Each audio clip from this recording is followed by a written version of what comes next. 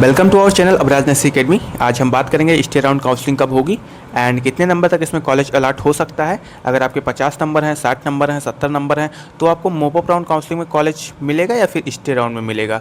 And stay round counselling में not qualified वालों को मौका मिलेगा नहीं मिलेगा, इन सारी चीज़ों पर हम बात करेंगे, तो वीडियो को इन तक जरूर देखिएगा। फर्स्ट, ये जो PDF है खुद के द्वारा क्रिएट किया गया PDF है, इसको खुद से बनाया गया है। इसमें 1 बाई 1 लाइन बाई लाइन सब कुछ अच्छे से डिटेल से लिखा हुआ है, तो वीडियो को इन तक जरूर देखिएगा।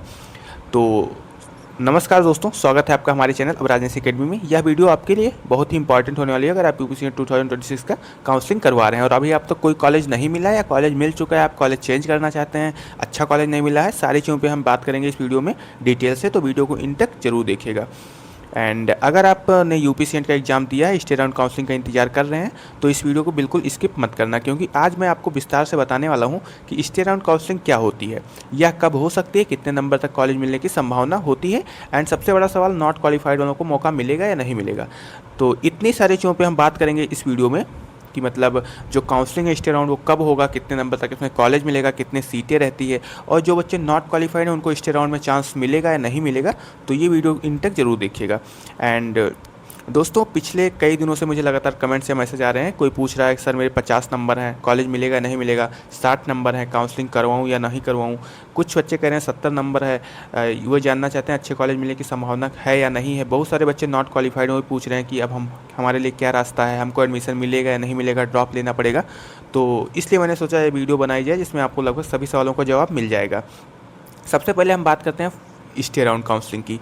जब first round and second round मोप अप राउंड सभी काउंसलिंग कंप्लीट हो जाती है, तब कई बार कुछ कॉलेज की सीटें खाली रह जाती है। जैसे कि इसलिए खाली रहती है कि कुछ बच्चे एडमिशन नहीं लेते हैं, कुछ बच्चे यूनिवर्सिटी में चले जाते हैं, जैसे कुछ यूनिवर्सिटी डायरेक्ट एडमिशन देती है या फिर खुद का एंट्रेंस एग्जाम करवाती है, कुछ बच्चे फीस नहीं सबमिट कर पाते या डॉक्यूमेंट वेरिफिकेशन की वजह से बहुत सारी सीटें खाली रह जाती है मोप अप राउंड काउंसलिंग में।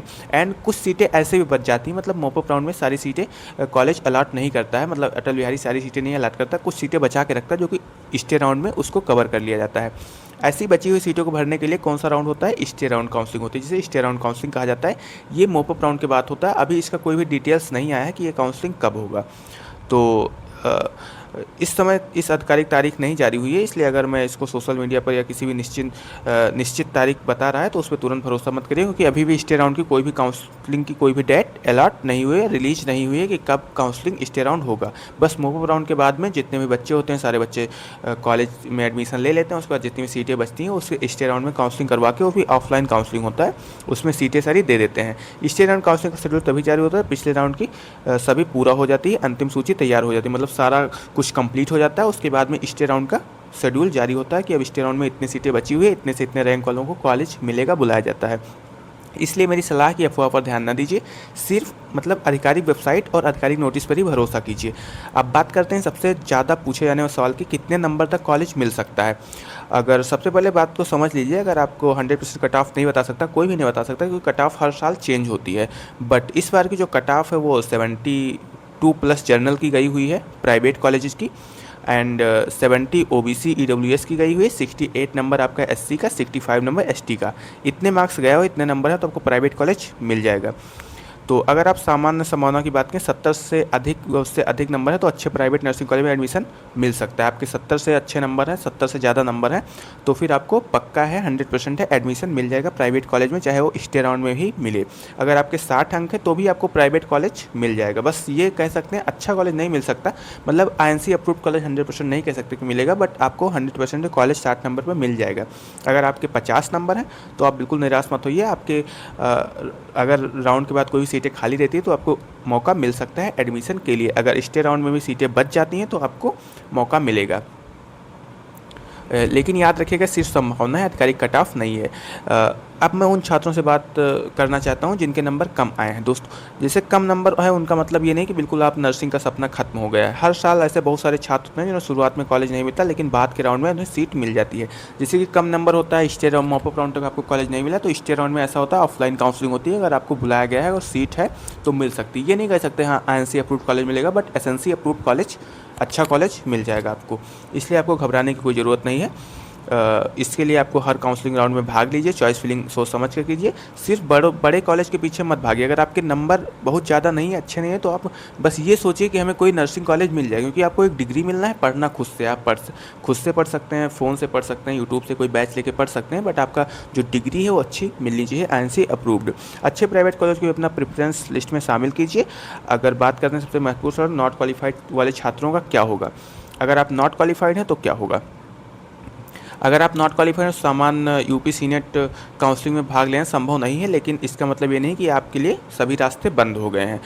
काउंसलिंग में तो पार्टिसिपेट आप नहीं कर सकते हैं अगर आप नॉट क्वालिफाइड हैं, बट कई बार कुछ यूनिवर्सिटी होती है जो अलग अलग परीक्षा करवाते हैं। जैसे मैंने पिछली वीडियो में बताया है, जैसे कुछ सारी यूनिवर्सिटी होती है, जैसे इंटीग्रल यूनिवर्सिटी लखनऊ की हो गई, शारदा यूनिवर्सिटी हो गया, गलगोटिया यूनिवर्सिटी हो गया, तीर्थंकर महावीर यूनिवर्सिटी मुरादाबाद हो गया, रामा यूनिवर्सिटी कानपुर हो गया, या फिर ईरा यूनिवर्सिटी लखनऊ हो गया, TS मिश्रा हो गया।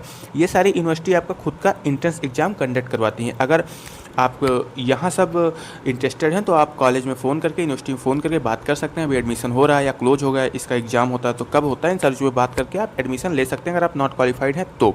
लेकिन किसी भी फर्जी खबर, वायरल पोस्ट, ऐसे लोगों पर भरोसा मत कीजिए जो बिना आधिकारिक सूचना के एडमिशन की गारंटी देते हो। अगर आप नॉट क्वालिफाइड हैं, कोई कह रहा है कि हाँ मैं एडमिशन करवा दूंगा, तो उस पर बिल्कुल भी ट्रस्ट मत करिए, क्योंकि ऐसा नहीं है। अटल बिहारी आपको कोई भी ऐसा नोटिस नहीं दिया है कि नॉट क्वालिफाइड वाले काउंसलिंग में सपोर्ट कर सकते हैं या फिर कोई भी एडमिशन ले सकते हैं। अब बात करते हैं काउंसलिंग में किन किन दस्तावेजों की ज़रूरत पड़ेगी, जो आप कंप्लीट करके रखिए। अगर आप मान लीजिए जा रहे हैं स्टे राउंड काउंसलिंग डायरेक्ट करवाने, तो आपका एडमिट कार्ड होना चाहिए, स्कोर कार्ड होना चाहिए, हाई स्कूल और इंटरमीडिएट मार्कशीट होना, आधार कार्ड, निवास प्रमाण पत्र, जाति प्रमाण पत्र और आय प्रमाण पत्र, मतलब इनकम, कास्ट और पासपोर्ट साइज फ़ोटो, सभी दस्तावेज की फ़ोटो कॉपी पहले से तैयार रखिए, क्योंकि आपको कोई प्रॉब्लम ना हो स्टे राउंड काउंसलिंग में। साथ ही एडमिशन फ़ीस की व्यवस्था पहले से कर लीजिए, ताकि आखिरी समय में कोई परेशानी ना हो। आप फीस की व्यवस्था करके रखिए, क्योंकि जो ऑफलाइन काउंसलिंग होती है वो स्टे राउंड में, उसमें 40,000 फीस सबमिट करके ही सीट आपकी कन्फर्म होती है, तुरंत आपकी सीट कन्फर्म हो जाती है।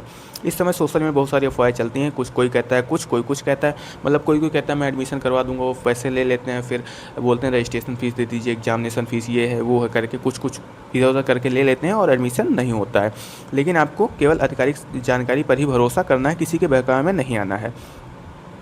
जैसे ही यूपी सीनेट BSc नर्सिंग की स्टे राउंड की काउंसलिंग से जुड़ी कोई भी आधिकारिक अपडेट आएगी तो मैं सबसे पहले आपको इसी चैनल पर जानकारी दे दूंगा। इसलिए अगर आपने अभी तक अपराध नर्सिंग अकेडमी चैनल को सब्सक्राइब नहीं किया तो सब्सक्राइब करके और बेल आइकन को दबा लीजिए, ताकि कोई भी अपडेट हो आपसे मिस ना हो। अगर यह वीडियो आपको उपयोग लगी हो तो इस वीडियो को लाइक जरूर करें और उन दोस्तों के साथ जरूर शेयर करें जो यूपी सीनेट BSc नर्सिंग की काउंसलिंग का इंतजार कर रहे हैं।